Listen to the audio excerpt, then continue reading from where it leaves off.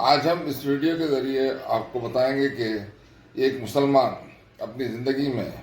اپنی جائیداد کس طرح اولاد کو تقسیم کرتا ہے شرعی قانون کے موجود۔ تو اس تعلق سے ہم آپ کو بتائیں گے۔ آپ سے گزارش ہے کہ آپ ہمارا چینل کو سبسکرائب کر لیجئے اور پورا ویڈیو سنتے رہیے تاکہ آپ کو بات سمجھ میں آ سکے۔ جو شرعی قانون ہے اس قانون کے بموجب ایک مسلمان کو اپنی جائیداد زندگی میں تقسیم کرنے کا پورا حق حاصل ہے، اور جب وہ تقسیم کرتا ہے اپنی جائیداد اپنی اولاد کے حق میں ہے تو وہ اس کی جائیداد کو اولاد نرینہ یا پھر لڑکیوں میں کسی قسم کا تفرق کیے بغیر برابر کی شرط پر تقسیم کرنا ضروری ہے۔ جو وراثت کا قانون ہے، جب کسی کی فوت ہو جاتی ہے، کوئی فوت ہو جاتا ہے تو اس وقت جائیداد وراثت میں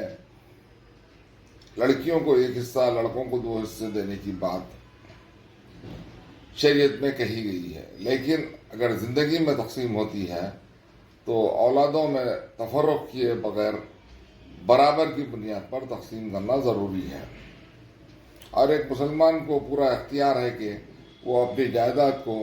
کسی کو بھی ہبہ میں دے سکتا ہے۔ تو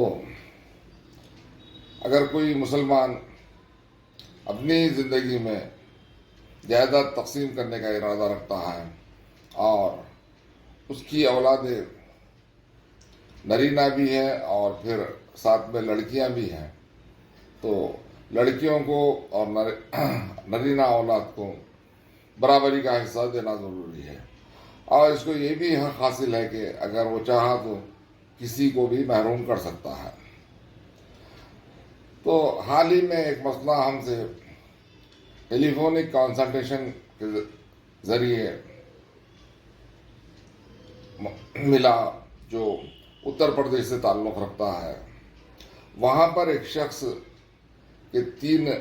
لڑکے اور 4 لڑکیاں تھیں، تو اس شخص نے اپنی زندگی میں اپنی جائیداد 3 لڑکوں اور 1 لڑکی کو شرعاً تقسیم کرتے ہوئے برابر 4 حصوں میں جائیداد منتقل کر دی اور 2 لڑکیوں کو محروم کر دیا۔ تو بعد میں اس شخص کی موت ہو جانے کے بعد لڑکوں نے تو، جو محروم لڑکیاں ہیں ان کو کوئی اپنی جائیداد میں حصہ بھی نہیں دیا یا معاوضہ بھی نہیں دیا، لیکن جو لڑکی کو حصہ ملا 1/4 حصہ، اس نے اپنی دونوں بہنوں کو جو محروم ہو چکی تھی ان کو اپنے حصے میں شامل کیا، اور پھر اس خاتون کو اپنی بھی ایک لڑکی موجود ہے، تو اس خاتون نے اپنے جائیداد کے 4 حصے کیے اور 1 حصہ خود رکھ لی، 1 حصہ اپنی لڑکی کو دی، اور پھر 1 حصہ اپنی دونوں بہنوں کو دیا۔ تو دونوں بہنوں کا اصرار یہ ہے کہ جائیداد کے 3 حصے کیے جائیں اور اس لڑکی کو محروم کر دیا جائے جس کی ماں کے حصے میں اس کے باپ نے 1/4 حصہ بذریعہ تقسیم جائیداد منتقل کی۔ تو جب ہمارے پاس یہ مسئلہ ٹیلی فونک کنسلٹیشن کے ذریعے رجوع ہوا تو ہم نے ان کو یہی مشورہ دیا کہ اس خاتون کو پورا اختیار ہے کہ جو بھی جائیداد اس کو تقسیم میں ملی ہے یا تو وہ اپنے پاس رکھے یا اپنی مرضی سے کسی کو بھی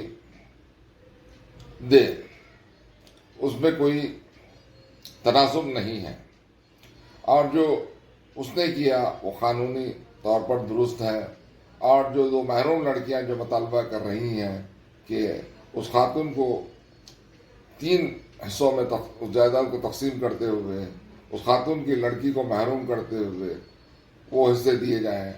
تو وہ ان کی غیر قانونی بات ہے۔ تو ہم یہی بتانا چاہ رہے ہیں کہ کوئی بھی مسلمان اپنی زندگی میں اپنی جائیداد کی تقسیم کا ارادہ کرتا ہے تو شریعت میں برابر برابر جائیداد کی تقسیم کا طریقہ بتا دیا گیا ہے، لیکن لوگ شریعت پر عمل نہیں کرتے، اور پھر کسی کی موت ہو جاتی ہے تو وہ وراثت کہلاتی ہے، وہ جائیداد جو ہوتی ہے متروکہ جائیداد ہو جاتی ہے، اور وہ جو لڑکے لڑکیاں وارث ہیں ان میں 1:2 کے تناسب سے وراثت ملتی ہے۔ اور آج کل لوگ لڑکیوں کو تو محروم کر ہی دیتے ہیں، اور پھر صرف مرحوم کی جائیداد پر لڑکے ہی قابض ہو جاتے ہیں، لیکن یہ طریقہ شرعاً درست نہیں ہے۔ اور اللہ تعالیٰ نے کہا کہ اگر کوئی کسی کی زمین دباتا ہے تو حشر کے دن اس کے گلے میں توق کی شکل میں وہی زمین کو باندھ دیا جائے گا۔ اگر کوئی ہم سے ٹیلی فونک کنسلٹیشن کا خواہش مند ہے تو ہمارے نمبر پر گوگل پے کے ذریعے 2000 روپے کنسلٹنسی فیس جمع کر کے لیگل ایڈوائس اور کیس ریڈنگ یا فائل ریڈنگ کرا سکتے ہیں اور مشورہ حاصل کر سکتے ہیں۔ اور ہماری بہت ساری سروسز آن لائن سے دستیاب ہیں جو ہمارے ویب سائٹ www.indianlegaladvisors.com پر دستیاب ہیں۔ اب اگر ہم سے بنفس نفیس ملنا چاہتے ہیں اور ہم سے ملاقات کے لیے ٹیلی فون پر اپائنٹمنٹ لینا ضروری ہے، اور 2000 روپے بینک اکاؤنٹ میں کنسلٹیشن فی جمع کرنا ضروری ہے، اور پھر آپ کو اپائنٹمنٹ کا وقت مقرر کیا جائے گا۔ اور ہمارا جو آفس ہے ملک پیٹ مین روڈ پر ڈی مارٹ کے قریب واقع ہے حیدرآباد میں، اور ہم سے وہاں جو وقت ہم مقرر کریں گے وہاں ملاقات کر سکتے ہیں۔ اور ہمارے اس چینل کو سبسکرائب کر لیجئے اور شیئر بھی کر لیجئے۔